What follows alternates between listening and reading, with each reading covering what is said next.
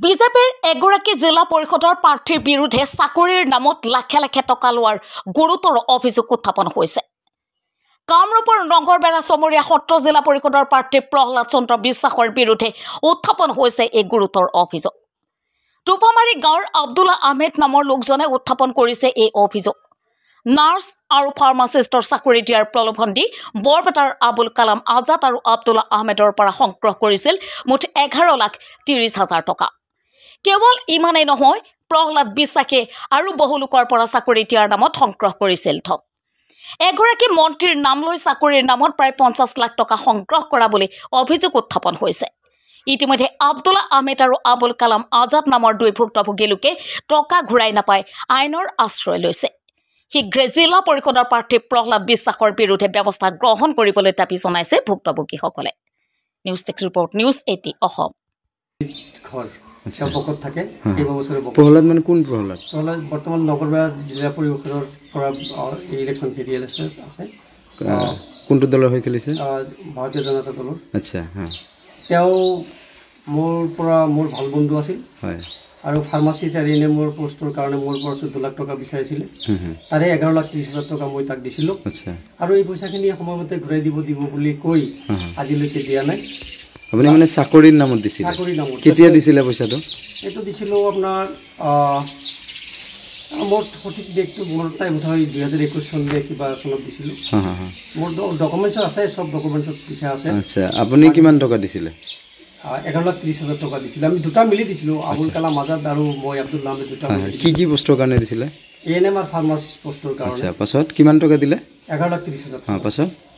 পাছত সেই টকা আজিলৈকে নাপালোঁ। তাৰমানে পোষ্ট হ'ল নে নাই? পোষ্ট হোৱা নাই। আচ্ছা, তেওঁ পইচাখিনি মানে আপুনি নিজে দিছে? মই তাক ডাইৰেক্ট দিছিলোঁ। আচ্ছা, ডাইৰেক্ট দিছিলোঁ। কালামে মোৰ লগত নাছিলে, কালামে মোৰ হতুৱাই দিয়েছিলে। আচ্ছা, পাছত কি হৈছে এতিয়া? পাছত এতিয়ালৈকে নিদিয়া হ'ল। মই তাৰপিছত কোৰ্টত কেছ কৰিবলৈ বাধ্য হ'লোঁ। মোৰ ডকুমেণ্টছ লৈ কোৰ্টত কেছ কৰিবলৈ বাধ্য হৈছোঁ আৰু কেছটো বৰ্তমান চলি আছে। আপোনাক কিবা দিছিলে নেকি? চেক হওক বা কিবা তেনেকুৱা? চেক দিছিলে, মানি ৰিচিপ্ট দিছিলে, এগ্ৰিমেণ্ট আছে। আচ্ছা, এই পইচাখিনি যে তেওঁ লৈছে, পইচাখিনি কাক দিয়াৰ নামত লৈছে বা তেওঁ মোক কোৱা মতে তেওঁ PG হাজৰিকাক দিয়াৰ কথা বুলি কৈছিলে তেওঁ। আচ্ছা, আপুনি কেতিয়াবা লগ কৰিছিল নে PG হাজৰিকাক? মই কোনোদিনো লগ কৰা নাই। তেতিয়াহ'লে লগ কৰাৰ মোৰ সময় এইকাৰণে হোৱা নাই, তেওঁ দিব বুলিহে কৈ আছিল। আচ্ছা, মোৰ এটা বিশ্বাস আছিল তেওঁ পইচাখিনি ৰিটাৰ্ণ দিব। আৰু এতিয়া গম পালোঁ মোৰ দৰে আৰু কমচে কম আৰু 10জনৰ পৰা পইচা লৈছে। আচ্ছা, আৰু সেইবিলাক ডকুমেণ্টছো সেই আছে, নথকা নহয়। সেইবিলাক মোৰ লগত ফোন কৰি থাকে, সেইবিলাকো ঠগাই আছে। বহুতৰ পৰা লৈছে? কমচে কম মোৰ এটা আইডিয়া, মোৰ সঠিক মই ক'ব নোৱাৰোঁ, কিন্তু 50 লাখৰ অধিক টকা লৈছে তেওঁ চাকৰিৰ নামত। এয়া আপোনাৰ গাঁওবুঢ়া, অংগনবাদী, অসম পুলিচ, এইবিলাকত বহুতৰ পৰা পইচা লৈছে। য'ত যেনেকৈ পইচা পাব লাগে ঠিক সেনেকৈ পইচা লৈছে তেওঁ। আপুনি যিহেতু উল্লেখ কৰিছে যে PG হাজৰিকাৰ নাম লৈছে, তো তেওঁক আপুনি কৈছে না নাই, মানে মন্ত্ৰীক লগ ধৰিছিল নেকি যে এনেকৈ আপোনাৰ নাম? নাই, মই লগ ধৰা নাই। তেওঁ যিখিনি কৈছে মোক কিজানি সি মিছাকৈ মোক পতিয়ান দি আছে। হাজৰিকাৰ নাম ক'লে কিজানি মই পইচাখিনি সোনকালে দি দিম। আৰু মই বহুতবাৰ চাইছোঁ তেওঁ PGৰ লগত একেলগে বহাব চাইছোঁ, একেলগে লগ কৰা। সেইকাৰণে মোৰ এটা বিশ্বাস হৈছিলে। আচ্ছা, বিজেপি চৰকাৰেতো চাকৰি দিয়াৰ ক্ষেত্ৰত কোৱালিটি ভিত্তিতহে চাকৰি দি আছে। তেনে ক্ষেত্ৰত আপুনি এগৰাকী বিজেপিৰ কৰ্মী, আপুনি কিহৰ কাৰণে পইচা দিলে? সেইটো তাৰমানে মোৰ ভুল হৈ গ'ল। তাৰমানে জানো যে নিশ্চয়কৈ হ'ব, নহ'ল। এতিয়া কি বিচাৰে?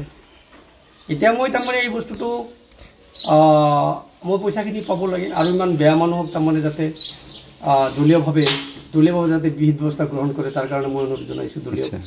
যিহেতু আমিও দলৰ ছাপোৰ্টাৰ মানুহ হয়। তেওঁতো নিৰ্বাচনে খেলি আছে ন? নিৰ্বাচন তাৰমানে তেওঁ নিৰ্বাচন খেলি আছে। মোৰ খুৰাৰ ল'ৰা এটা বিজেপিৰ ZPCৰ পৰা ইলেকশ্যন খেলি আছে। ভতিজা ল'ৰা এটা ৱাৰ্ড মেম্বাৰত খেলি আছে। আমিতো জন্মগ্লগ্নৰ পৰা AGP কৰা মানুহ, আমি কংগ্ৰেছ আজিলৈকে ভোট দিয়া নাই, আপোনালোকে ভালকৈ জানে।